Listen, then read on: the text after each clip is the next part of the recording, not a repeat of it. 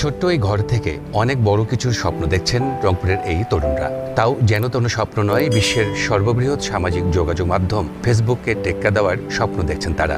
আপ্রাণ চেষ্টা, কঠোর পরিশ্রম আর মেধায় গড়ে তুলেছেন ফিডার নামের একটি নতুন প্ল্যাটফর্ম।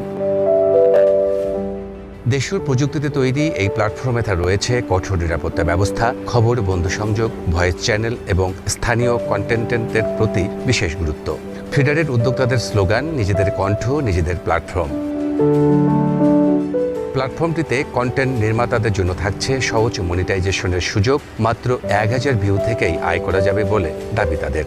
তারা যেহেতু এটা একটা নতুন প্ল্যাটফর্ম, তারা একটু কীভাবে ব্যবহার করবে আর কি, সেই ব্যাপারে একটু অনেকে সমস্যায় পড়লে আমাদের সাপোর্টে যোগাযোগ করলে আমরা সেটা সঙ্গে সঙ্গে ঠিক করে দিচ্ছি। অন্যান্য সাইটের চেয়েও আমাদেরটা অনেক ফাস্ট, কারণ আমরা সিডিএন ব্যবহার করতেছি সবচেয়ে লেটেস্ট। এখানে আমাদের প্রথমে এআই দিয়ে কাজটা পরিচালনা করা হয়।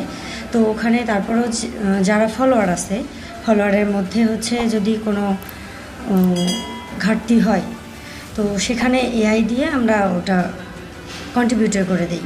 আমাদের যেহেতু এটা বাংলাদেশের সোশ্যাল মিডিয়া, সেই ক্ষেত্রে আমাদের দেশি টাকাটা আমাদের বিদেশে যাচ্ছে না, আমাদের দেশের টাকা দেশেই থাকতেছে এবং বাংলাদেশের লোকের আয়ের সুযোগ পাচ্ছে।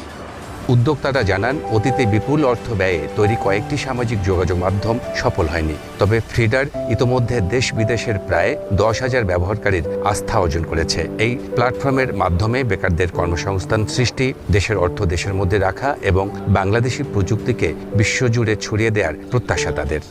ফিডার থেকে এখানে প্রতিটা মানুষেরই কর্মসংস্থান তৈরি হতে পারে।